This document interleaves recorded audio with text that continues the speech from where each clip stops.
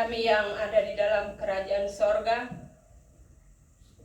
terima kasih banyak kami ucapkan atas pengertian dan kesadaran yang Bapa memberi kepada kami dengan jalan mengumpulkan kami pada malam ini, karena Bapa ingin mengingatkan kami bahwa hidup kami di dalam dunia ini hanyalah sementara saja. Kami berterima kasih atas mereka yang telah mendahului kami, yang pada waktu mendengarkan suara Bapa, mereka telah menjadi percaya, menyerahkan hidup mereka ke dalam tangan Bapa, dan memberi kesempatan kepada Bapa untuk bekerja, mengerjakan pekerjaan Bapa yang mulia itu di dalam hidup mereka, dan melanjutkan pekerjaan Bapa serta menyelesaikannya seperti yang kami boleh saksikan pada malam ini. Tolonglah kami ya Bapa, jikalau Bapa bersabda kepada jiwa kami malam ini bahwa kami akan bereaksi positif, kami akan menyiapkan hidup kami untuk akhirat nanti dengan jalan menjadi percaya dan menyerahkan hidup ini ke dalam tangan Bapa, supaya pekerjaan Bapa yang mulia itu, yang Bapa ingin kerjakan di dalam hidup kami masing-masing, Bapa dapat mengerjakannya, dan dengan demikian harapan untuk boleh berada bersama dengan Bapa dan dengan mereka yang telah setia, yang kami kasihi, juga boleh menjadi bagian kami. Kami mohon ya Bapa agar Bapa juga menolong hamba-hamba Bapa yang akan menyampaikan firman Bapa kepada kami. Berilah roh yang bebas, dan tolonglah kami yang mendengar dengan hati. Semuanya ini kami mohon demi nama Tuhan Yesus. Amin.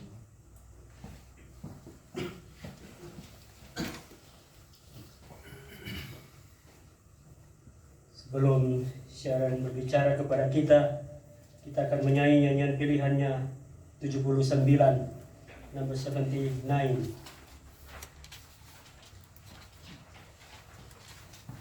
Pernahkah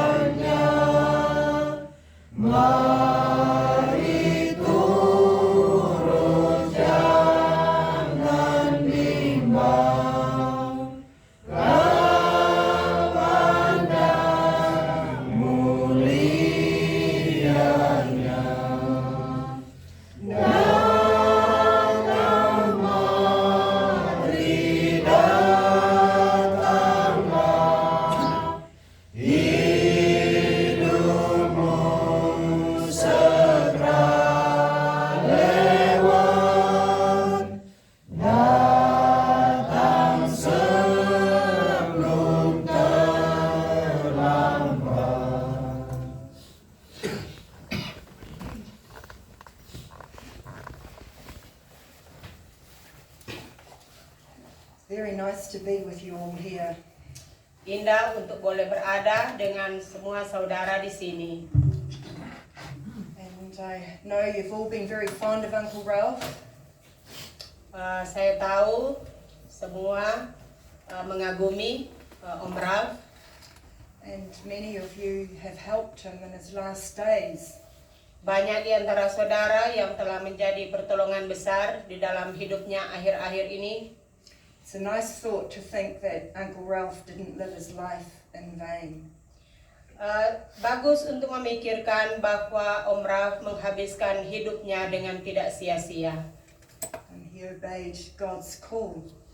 Dia telah mentaati panggilan Allah. I've been thinking about some verses in Matthew chapter 19. Saya telah memikirkan beberapa ayat yang tertulis di dalam Injil Matius pasal 19. Maybe I'll get Femi to read the verses out from verse 15 to verse 22. 16. Matius 19 ayat 16 sampai dengan ayat 22. Ada seorang datang kepada Yesus dan berkata, "Guru, perbuatan baik apakah yang harus kuperbuat untuk memperoleh hidup yang kekal?" Jawab Yesus, "Apakah sebabnya engkau bertanya kepadaku tentang apa yang baik? Hanya satu yang baik. Tetapi jikalau engkau ingin masuk ke dalam hidup, turutilah segala perintah Allah." Kata orang itu kepadanya, "Perintah yang mana?" Kata Yesus, "Jangan membunuh, jangan berzina, jangan mencuri, jangan mengucapkan saksi dusta, hormatilah ayahmu dan ibumu, dan kasihilah sesamamu manusia seperti dirimu sendiri." Kata orang muda itu kepadanya, "Semuanya itu telah kuturuti, apalagi yang masih kurang?"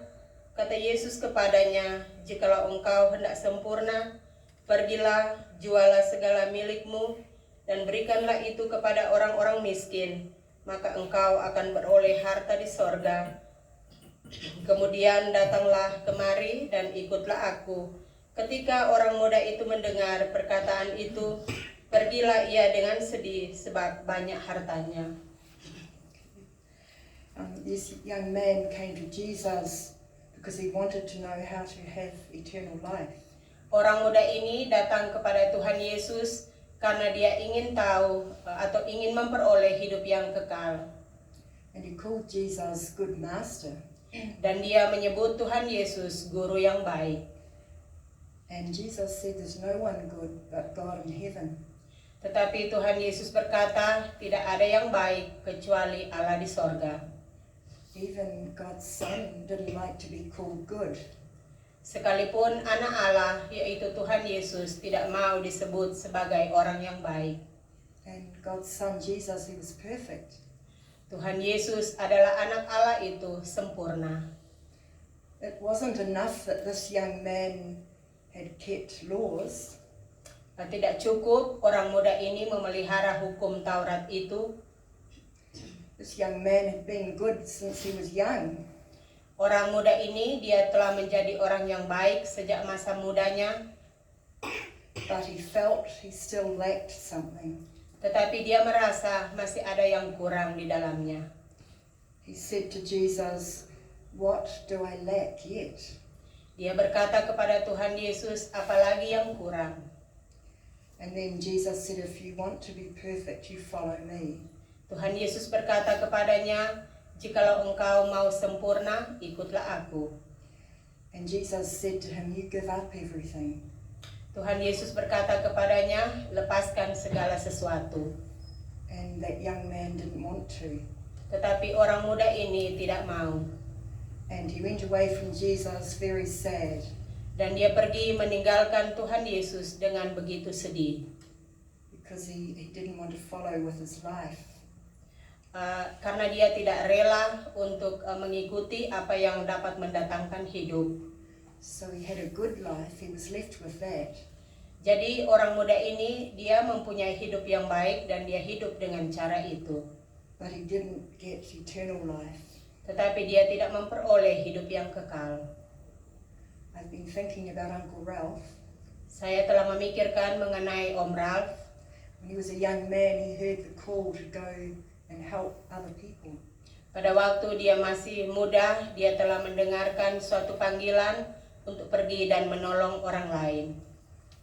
He helped from when he was young until he was very old. Dia telah menolong sejak masa mudanya sampai dia menjadi tua. And he made himself poor to be faithful to God. Dia rela menjadikan dirinya miskin supaya berguna bagi Tuhan. And today we came on the plane to Manado. Hari ini kita datang dengan pesawat ke Manado. So the flight attendant Pramugari di pesawat itu gave us a safety talk. Memberi pengumuman tentang keselamatan. And not everybody was listening well. Tidak semua orang atau penumpang mendengar dengan baik. An important message. Suatu pesan yang sangat penting. And nobody was sitting to help by the exit doors. No person was sitting in the seat by the exit.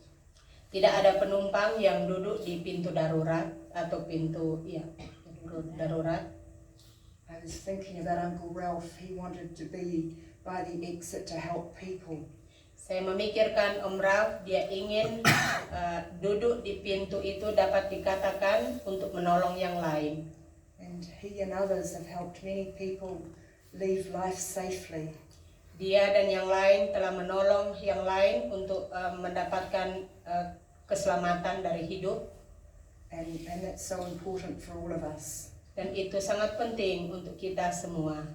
And I want to remember that he gave his life for other people. Saya ingin ingat bahwa dia telah memberi hidupnya untuk orang lain. Like many of you have. Like many others have. Seperti yang banyak orang miliki. So we appreciate that very much. Jadi kami sangat menghargai hal itu. Amen.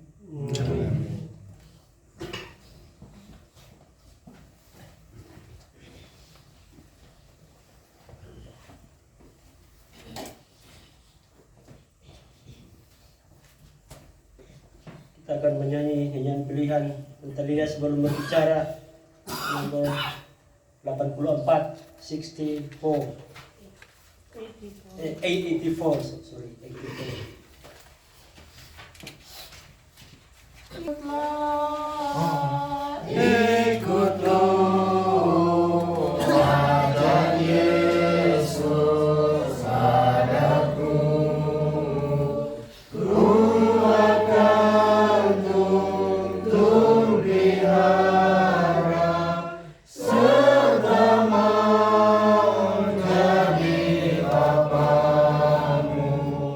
Jika kau mengikutku,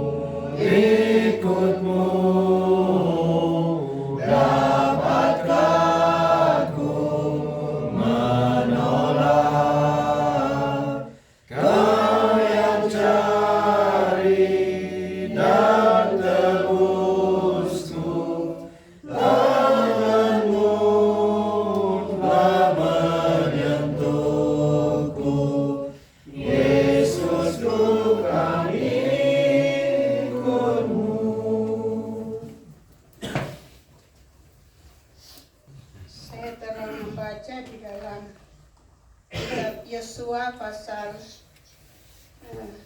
pertama ini.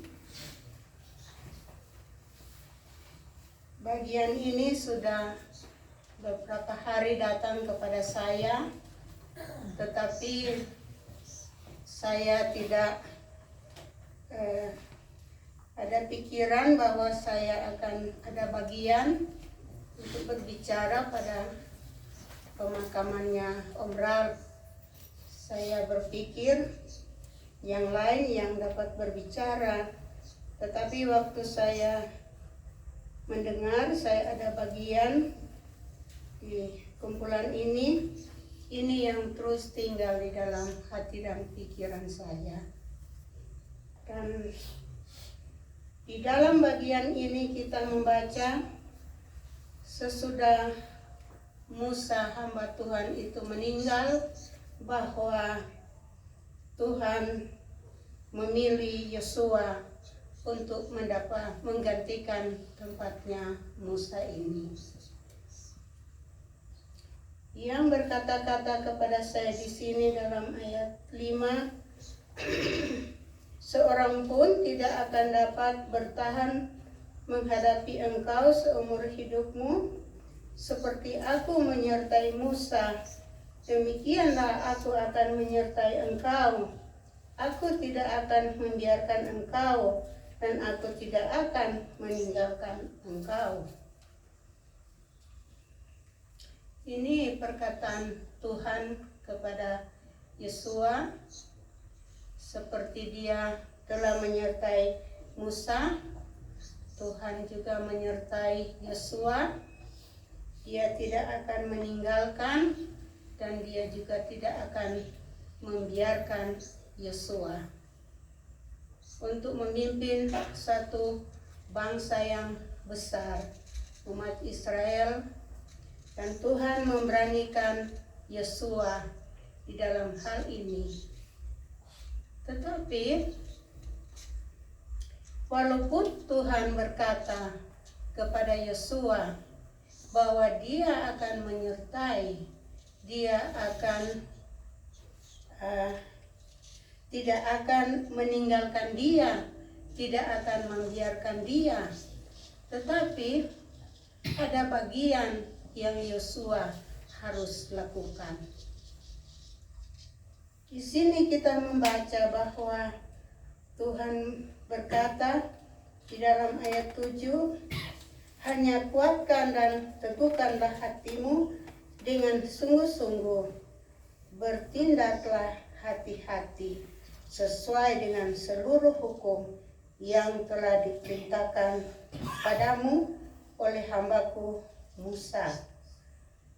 Di sini ada bagian yang Yosua harus lakukan untuk bertindak hati-hati. Dengan kata lain, jangan bertindak sembarangan. Jangan bertindak dengan pakai pikiran sendiri atau bertindak dengan apa saja yang mau dilakukannya, tetapi bertindaklah dengan hati-hati. Ini pesan Tuhan kepada Yesua, dan supaya Tuhan menyertai, tidak meninggalkan dan membiarkan bahwa Yesua dan kami sebagai hamba Tuhan ada bagian yang harus kami lakukan di dalam hidup ini. Dan dia juga berkata di sini bahwa janganlah menyimpang ke kanan atau ke kiri supaya engkau beruntung kemanapun engkau pergi.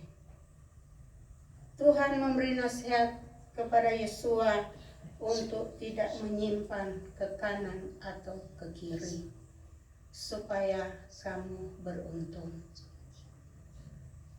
Dia juga memberi nasihat kepada kita untuk tidak menyimpang ke kanan dan atau ke kiri, tetapi membiarkan Tuhan untuk memimpin akan hidup ini supaya membawa keuntungan di dalam hidup ini, yang sering membuat kita tidak ada kesenangan di dalam mengikuti akan jalan Tuhan ini, membuat kita tidak ada sukacita di dalam hidup ini karena belok ke kiri atau belok ke kanan, sehingga tidak ada kesenangan dalam hidup ini.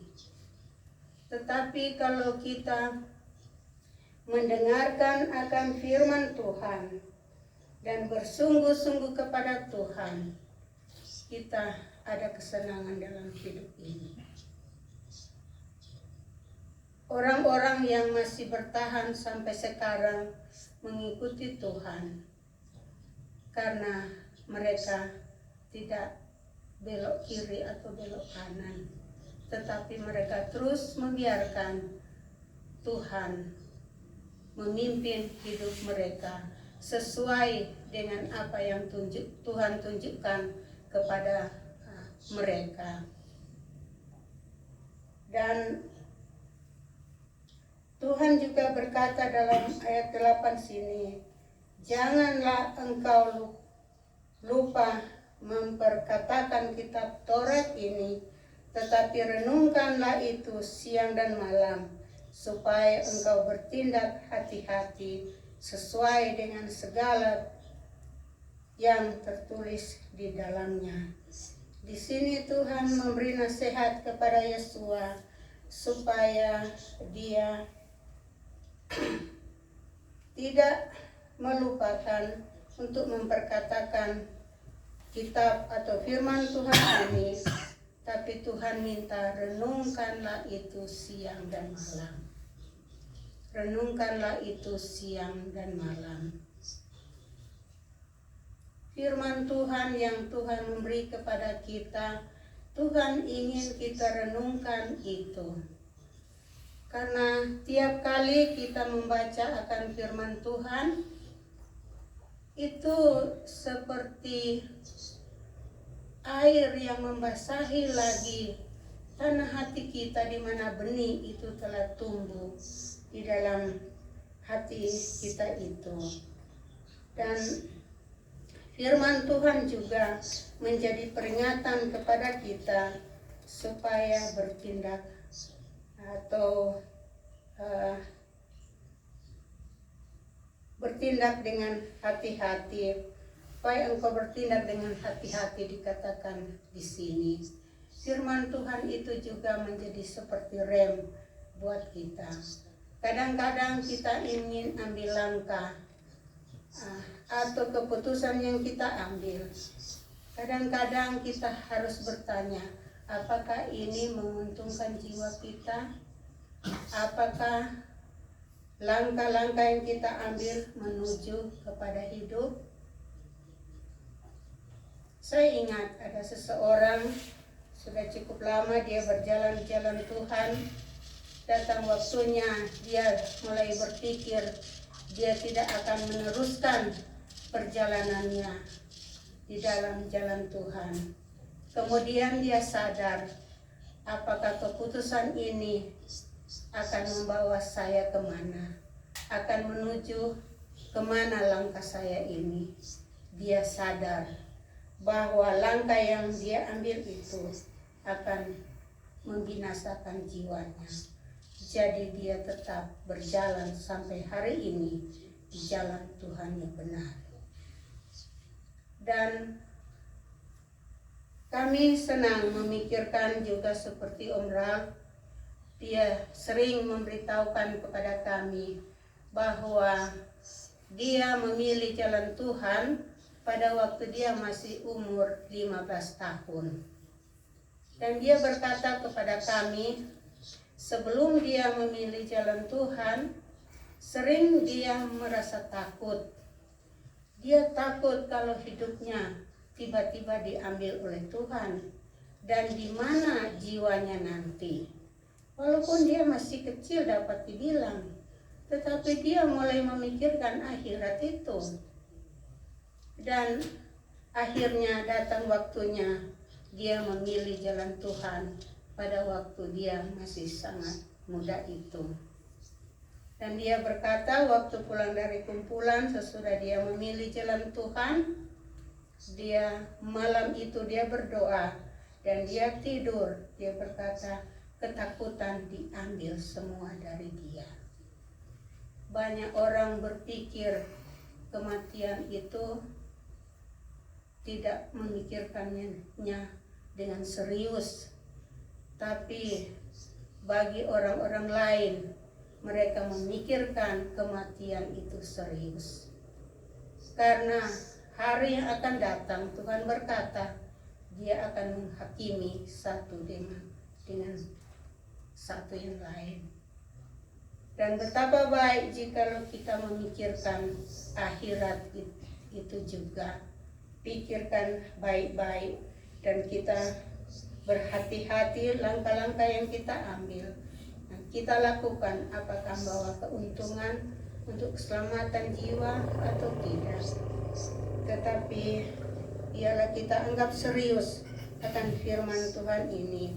Satu hal yang saya juga senang untuk memikirkan di sini di dalam ayat 12 ini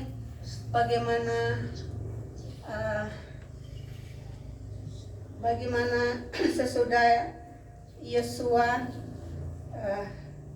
Tuhan berfirman kepada dia dan Yosua memberitahukannya kepada suku Ruben ini, suku Gad dan suku Manasye ini bahwa mereka akan menolong saudara-saudara mereka karena ketiga suku ini telah mendapat kemenangan.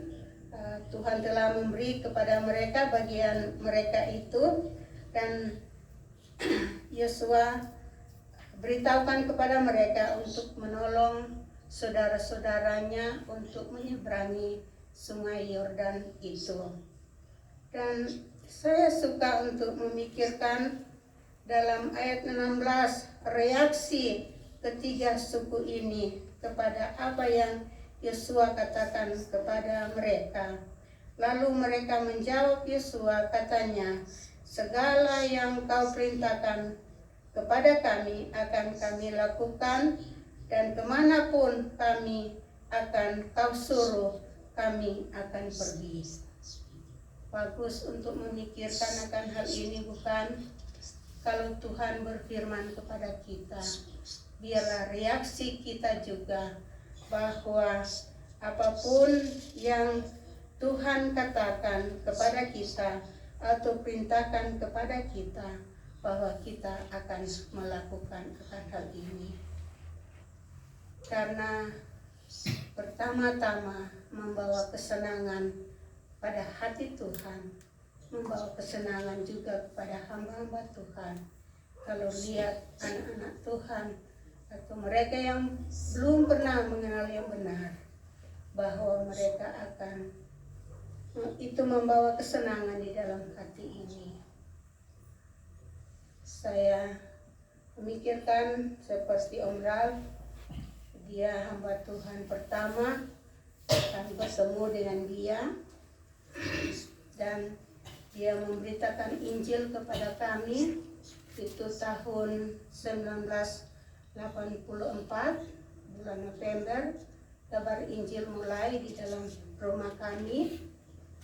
Dan walaupun kami banyak ditantang waktu mendengarkan kabar Injil, tapi ada keinginan yang sangat besar di dalam hati kami bahwa kami mau diselamatkan oleh Tuhan. Dan sesudah kami mendengarkan kabar Injil, Tuhan membuka mata kami untuk melihat, untuk menuju ke kerajaan sorga hanya satu jalan saja. Dan kami satu demi satu keluarga dan yang lain juga memilih jalan Tuhan. Waktu itu saya belum banyak mengerti tentang hamba-hamba Tuhan, tapi kemudian saya mengerti bahwa pasti ada sukacita besar di dalam hati pertama Tuhan, kedua di dalam hati hamba-hamba Tuhan. Dan kami bersyukur akan hal ini. Dan waktu umrah, tiap kali mereka-mereka yang setia kepada Tuhan datang mengunjungi dia waktu sakit, itu membawa kesenangan di dalam hidupnya. Dan semoga Tuhan menolong kita supaya kita yang sudah ada di jalan Tuhan, bahwa walaupun yang lain pergi, tunjukkanlah kesetiaan kita kepada Tuhan. Karena itu menyokong juga pekerjaan Tuhan di dalam negeri ini. Dan saya juga ingin untuk setia kepada Tuhan, memikirkan seperti Om Raf, dia tidak pernah berbalik dari pilihannya itu, tetapi dia setia sampai akhir hidupnya. Dan biarlah kita tunjukkan keinginan ini, bahwa kita juga mau setia sampai akhir hidup kita. Amin. Amin.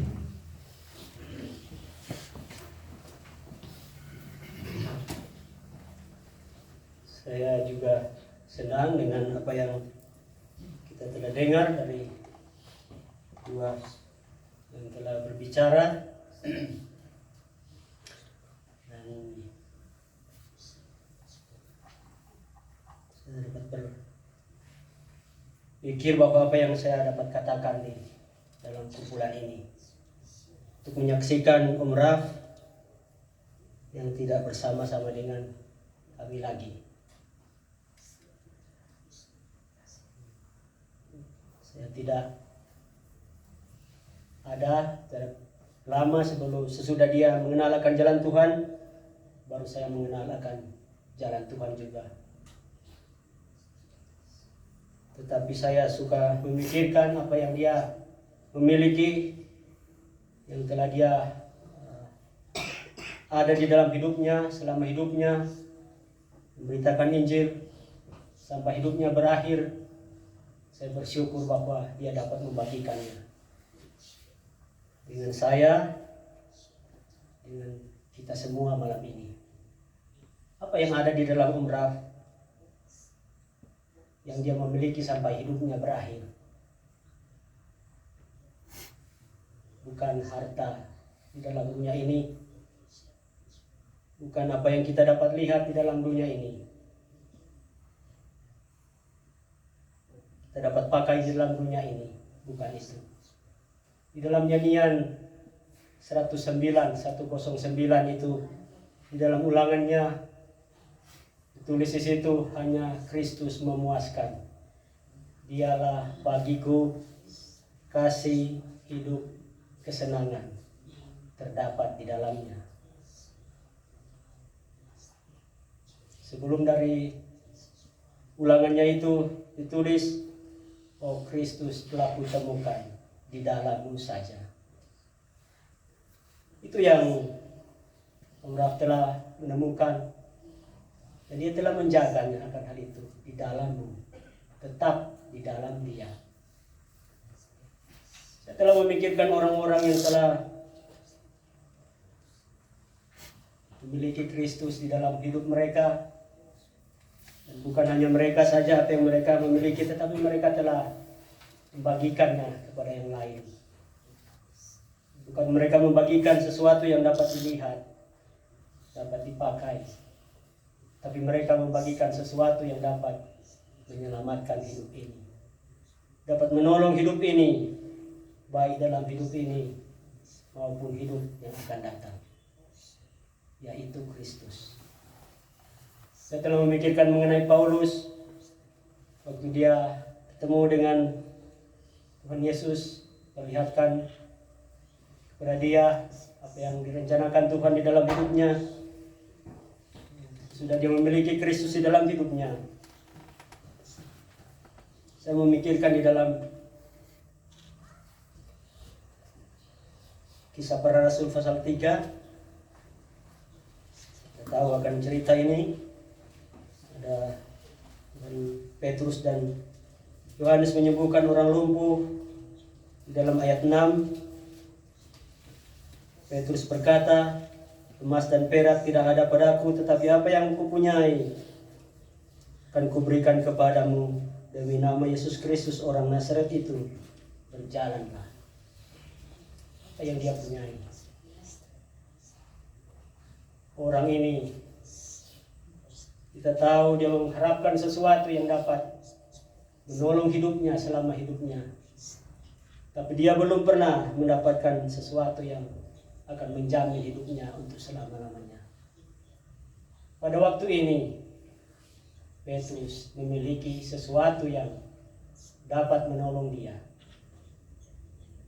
dapat menyelamatkan dia, dapat menjamin hidupnya sampai akhir hidupnya.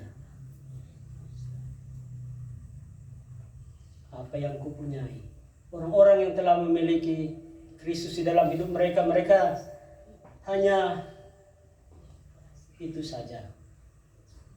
Karena Kristus itu yang dapat menjamin hidup kita, tidak ada yang lain. Itu sebabnya Tuhan Bapa di sorga telah mengutus Tuhan Yesus ke dalam dunia ini, karena Dia mengasihi umat manusia.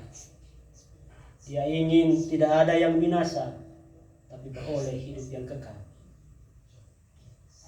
Dia telah datang dengan memberikan kepada manusia contoh yang sempurna.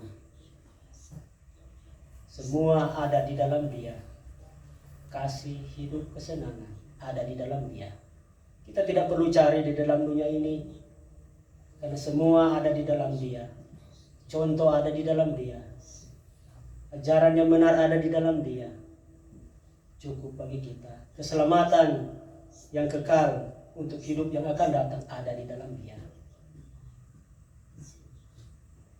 Paulus juga telah berkata dalam Filipi pasal 1 ayat 21, karena bagiku hidup adalah Kristus, mati adalah keuntungan. Kita telah mendengar tadi bagaimana Paulus telah bertemu dengan Tuhan Yesus, memperlihatkan kepada dia, Tuhan Yesus menampakkan diri kepada dia, menyatakan kepada dia apa yang harus dia lakukan. Dan sesudah dia bertemu dengan Tuhan Yesus,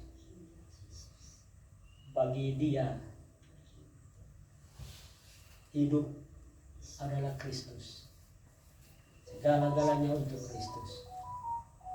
Dan dia tahu dengan pasti bahwa jikalau dia hidup berakhir di dalam hidupnya, bahwa suatu keuntungan yang besar.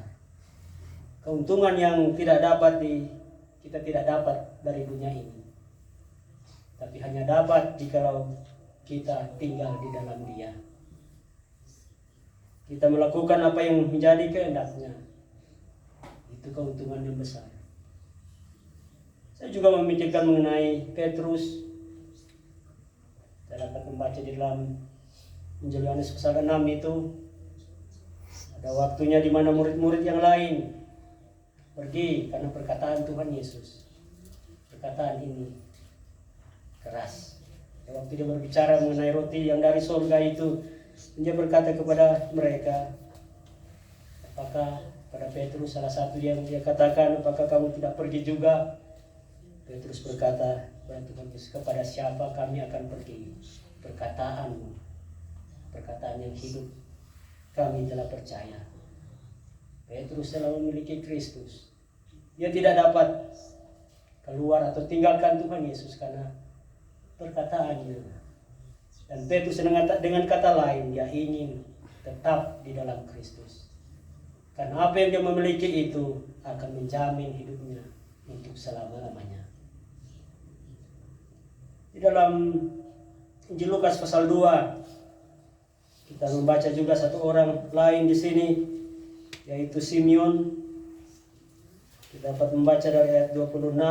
Mungkin kita tahu akan bagian ini mengenai Simeon dan Hana, tetapi tertulis mengenai Simeon di dalam ayat 26. Dan kepadanya telah dinyatakan oleh Roh Kudus bahwa ia tidak akan mati sebelum melihat Mesias, yaitu Dia yang diurapi Tuhan. Dan ayat 29, sekarang Tuhan, biarkanlah hamba-Mu ini pergi dalam damai sejahtera sesuai dengan firman-Mu, sebab mataku telah melihat keselamatan yang daripada-Mu, yang telah Engkau sediakan di hadapan segala bangsa, yaitu terang yang menjadi penyataan bagi bangsa-bangsa lain dan menjadi kemuliaan bagi umat-Mu Israel. Dan membaca di sini mengenai Simeon, seorang hamba Tuhan. Tertulis telah dinyatakan kepada dia bahwa sebelum dia melihat Kristus, tidak akan mati sebelum dia melihat Mesias yang diurapi Tuhan. Sesudah itu dia berkata, sekarang Tuhan, biarkanlah hamba-Mu ini pergi. Saya memperhatikan akan bagian ini indah, suatu cerita yang indah atau fakta yang sangat indah, bahwa pada waktu dia melihat Kristus, dengan jelas, biarkan hamba-Mu ini pergi. Dia tidak mati tanpa Kristus. Dia telah melihat dengan jelas bahwa Tuhan Yesus yang akan datang menjadi penyelamat di dalam hidup ini, menyelamatkan semua manusia. Suatu gambaran yang indah kalau hidup ini berakhir dan telah memiliki Kristus, melihat Kristus di dalam hidup ini. Dan saya memikirkan akan hal ini, renungkan semua mengenai umrah juga. Kita melihat di sini pekerjaan Tuhan yang mulia itu sudah selesai. Biarkan hamba-Mu ini pergi. Kita semua akan pergi. Tidak ada yang dapat tinggal tetap di dalam dunia ini. Tetapi kalau kita sungguh-sungguh mau memiliki Kristus, mau membiarkan Dia memimpin hidup kita, mau membiarkan Dia bekerja di dalam hidup kita, mau Dia tinggal di dalam hidup kita, kita dapat berkata demikian suatu hari, biarlah kita pergi dalam damai, dengan tenang. Saya memikirkan umrah, hari-harinya dia terakhir. Banyak hal yang kami melihat, banyak hal nasihat yang dia dapat memberi. Dan saya suka memikirkan akan kesetiaan yang demikian, yang menolong kami juga supaya memelihara Kristus di dalam hidup kami dan menjaganya baik-baik dan tetap belajar kepada Dia, karena Dia adalah guru kita yang sempurna, contoh kita yang sempurna. Dan jikalau demikian, kalau kita mengikuti Dia di dalam hidup ini, suatu hal yang pasti pada akhir hidup kita nanti kita juga dapat bersama-sama dengan Dia untuk selama-lamanya. Dan semoga Tuhan menolong kita semua dalam hal ini. Amin.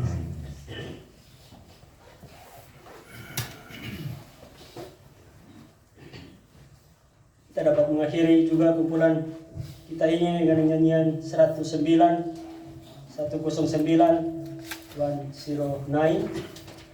Sudah nyanyian ini kita akan berdoa.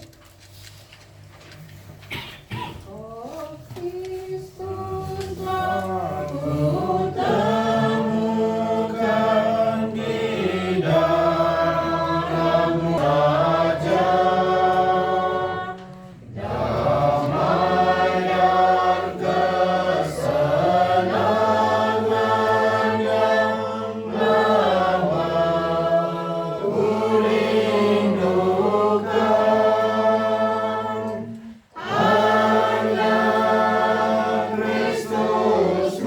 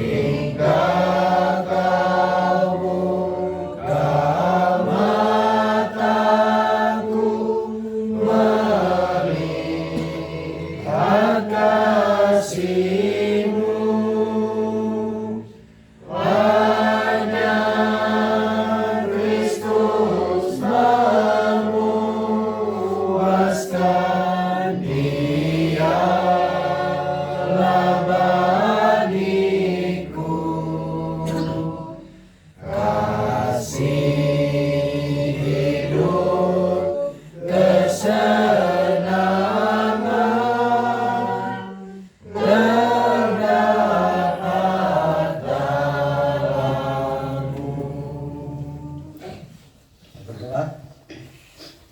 Ya Bapa kami di sorga, kami sangat bersyukur atas firman Bapa yang Bapa dengarkan kepada kami malam ini. Kami dapat melihat bagaimana Bapa sungguh menaruh kasih kepada kami. Bapa ingin menolong kami supaya kami dapat pikirkan akan akhir hidup ini. Kami juga bersyukur karena Bapa sediakan kepada kami apa yang dapat menguntungkan jiwa kami yang Bapa telah utus ke dalam dunia ini, yaitu Tuhan Yesus. Tolonglah kami ya Bapa supaya di dalam hidup ini kami membiarkan Dia memerintah hidup kami. Membiarkan Dia menuntun hidup kami. Membiarkan Dia menolong kami. Dan membiarkan Dia supaya Dia dapat menjaga hidup kami di dalam hidup ini. Tolonglah kami ya Bapa supaya tiap-tiap hari kami rela membiarkan hidup ini. Karena kami tahu jikalau Dia memimpin hidup kami aman. Kami mohon kiranya Bapa menolong kami pada waktu berpisah dari tempat ini. Biarlah kami, apa yang telah kami dengar, kami menyimpan dalam hidup kami, di dalam hati kami, dan merenungkannya. Dan tolonglah kami juga supaya rela melakukannya apa yang kami dengar. Semua ini kami mohon dalam nama Tuhan Yesus.